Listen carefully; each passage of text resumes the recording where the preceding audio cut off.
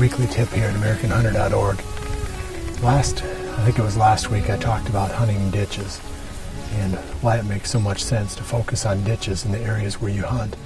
This week I'm going to talk about creeks, and specifically I'm going to focus in on these crossings and how to hunt these creek crossings and how to use the creeks to get to and from your tree stands without the deer detecting you. As you can see, there's not a lot of water here. You don't have to have a lot of water for a creek to be effective. What you need are high banks. When you look on the aerial photo, for example, of a creek, anytime you see an S bend, right in the middle of that S is where the crossing is going to be. You've got a high bank on that bend where the water carved it out. If you look over on this side too, there's a high bank on the other side. The creek makes a big S right here. Right in the middle of the S is where the crossing is going to be. So the deer don't like to jump off those high bluffs or climb down those high bluffs to cross a creek. They'd much rather take the area like this where the banks are gradual. So this is where you're going to find the crossings.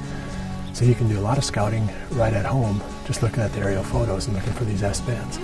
But once you get out here, there's a couple things to keep in mind. First, if the valley is real narrow where the creek is located, it's going to be really tough to hunt that crossing without the wind swirling. In this spot, again, we'll show you a little bit more of the countryside here, but it's a real broad valley. So anything now with the wind blowing parallel to the creek is going to give me at least one good stand location on each crossing. For example, I don't have a tree right here, but I do have some trees over on this side that I can get into to cover this crossing.